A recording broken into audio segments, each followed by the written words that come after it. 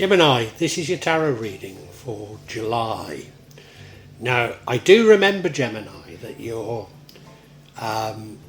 reading for the year was not that positive. But let me reassure you, July looks like a good month for you. Well, we're all very well aware of major changes in the world, and so I'm immediately drawn to that central card. The World card, that does signify major changes, probably of a karmic nature. Probably will bring luck, probably you have learned something and are moving on to a new cycle, and I'm sure you can feel that, Gemini. I think you've been feeling it for a long time, but not really understanding it.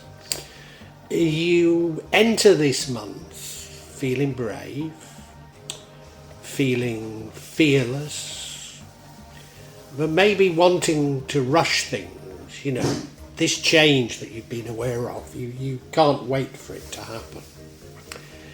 I think right now, because of it's not happening, or not happening when and as you expected, you maybe have thrown yourself into families, and perhaps that's where a mechanism for putting your head in the sand of all that's going on in the world.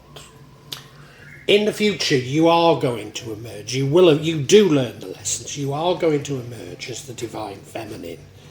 So a wonderful, wonderful thing comes out of this. We have love again. I don't think it's a new love. It could be a new love, but it's divine love. So love is clearly very important this month, and I think it brings you to the outcome, which I do see as a good outcome. Before we get to that, what would change the outcome is more conflict. It's the sort of conflict that is easily overcome if only you could discuss it with others. But I'm not sure that you do. And because you focus on love, I think you learn so much from this month of July, and that's what brings you to being the divine feminine in the future. So from your experience, and to a degree book learning, you get the necessary knowledge to move on to the next phase of your life. Let's look at these individually.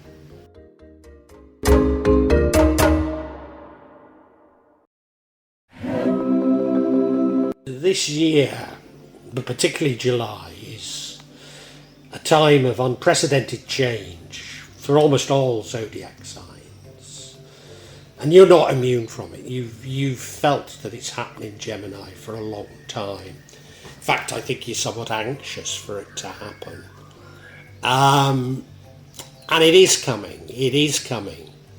It's a major change in your life, but you can only move on if you've learned the lessons. And I'm pretty certain in July you do. So this is an energy that runs throughout the entire reading. What I want to say to you is there may be more changes in the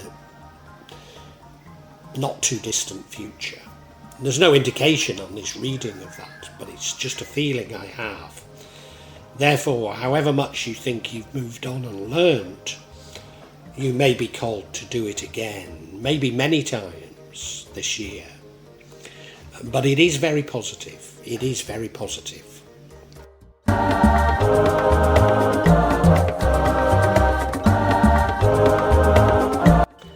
Now, as I say, I'm certain you know this change is coming. You can feel it. But I also think that you're somewhat anxious about it. You can't wait for it to happen. And so it's not coming quickly enough for you. And, you feel like you're ready for it. You feel brave, you feel strong, you feel like you can take it on. But you are that little bit anxious for it to happen. Now, there's no harm in being anxious, but it won't come while you're feeling anxious. No harm in feeling brave. In fact, it's a good thing, isn't it? But you've got to relax a little. And I think you do, and I think that's why it comes.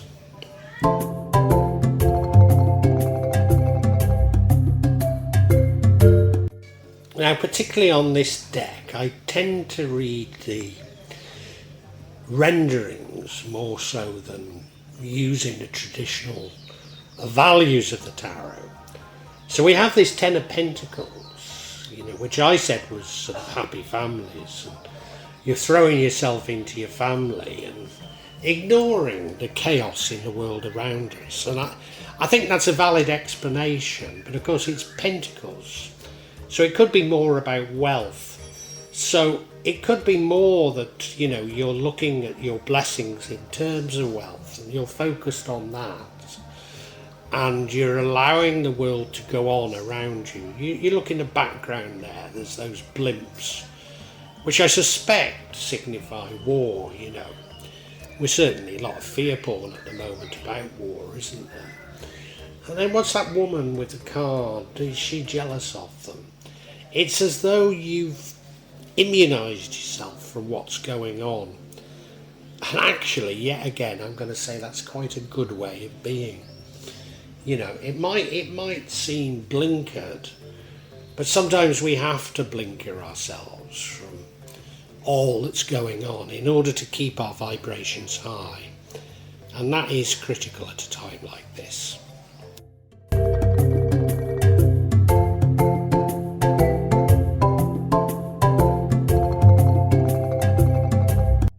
Those of you who know tarot or are familiar, maybe you're a tarot reader even, might be wondering why I'm quite so positive about this. I mean, it is a good spread, there's no denying that.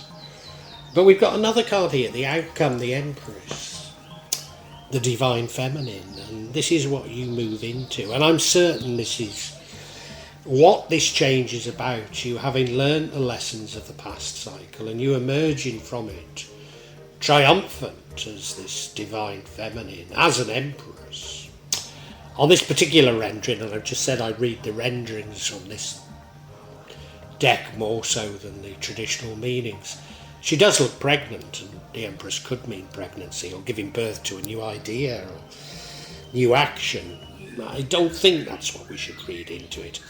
No, I think it's you emerging as this Divine Feminine, somebody that's knowing of her own motivation, feelings and those of others.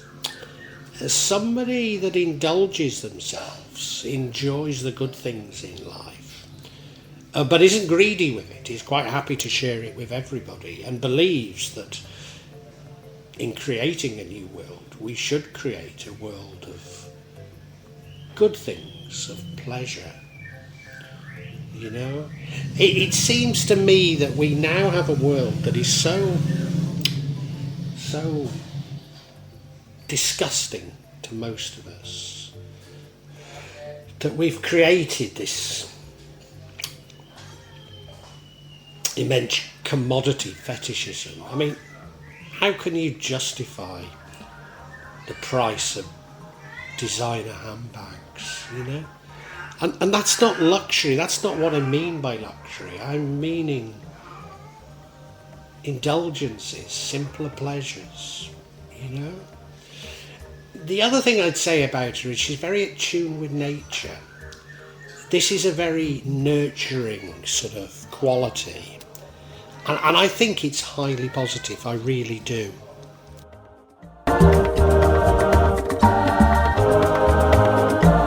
Now, what is going to lead to the outcome is a new love. It could be a relationship, but it's divine. It feels so right. It's something that feels so good. Now, I did say that Ten of Pentacles is probably more about security, stability, wealth, rather than families, even though the rendering is families. But then we've got this card which probably is about love, a new love. I mean, is it all about filling your heart full of love? It could be. But I do think that a relationship is important in this change that goes on with you. So I'm not going to dismiss that.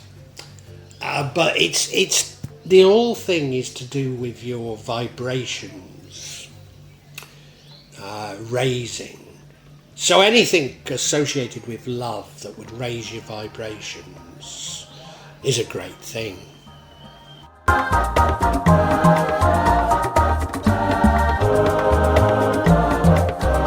Now, what would lower your vibrations is focusing on betrayal or conflict. Now, there's loads of betrayal and conflict in the world at the moment. So is this personal to you or is this global? I don't know, and I don't think it matters. But if you focus on the fear porn, if you focus on the conflicts that exist in the world, it will lower your vibrations. And this particular conflict, be it personal or be it global, it's one that is very, very easily reconcilable if only people could talk. We probably all want the same things. I mean, I say we all want the same things, but it does seem to me that a lot of the conflict in the world is created by greed, by individuals who don't care about plunging the world into a war, as long as they're lining their own pockets, But if decent people can get around the table, then everything I see can all be resolved. Now, maybe this is personal to you. Maybe it's the same thing, but what's characterising the world at the moment is both the level of change that's going on, but also this level of deception. Now, this isn't necessarily deceptive, but deception and unnecessary conflict. And this is just a warning to you not to focus on it. Just as I read the Ten of Pentacles as being that, focus on yourself, focus on what makes you happy, raise your vibrations and you will attract good things. Well, if you lower your vibrations, you'll attract bad things. So it's really a prayer for things to go wrong.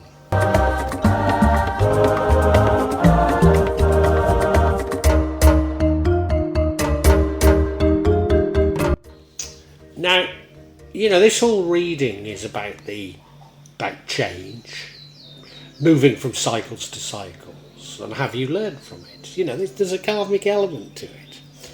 And the outcome, provided you don't get distracted by this conflict, the outcome is wonderful. Because it's telling me, well, yes, you have learned from the cycle. You've become much wiser. Now, some of it could be through book learning, it could be through formal learning, through a teacher. But in particular, it comes from experience. And that's what July was all about, giving you the experience to change your thinking, to change your beliefs, and to move on to the next challenge in your life.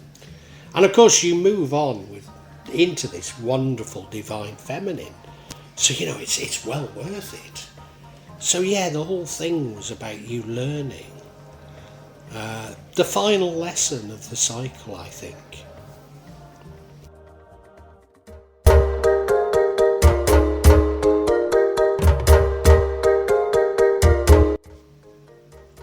Gemini, July is all about a cycle ending, a new one starting. But it can't start unless you've learned the lessons from the last one. So it's about you learning, really. So the detail isn't that important. But you know that this change is coming and you're anxious for it to happen. You're brave, you're bold, you want to embrace it. Maybe it's not happening quite quick enough for you. So you throw yourself into things that you can control.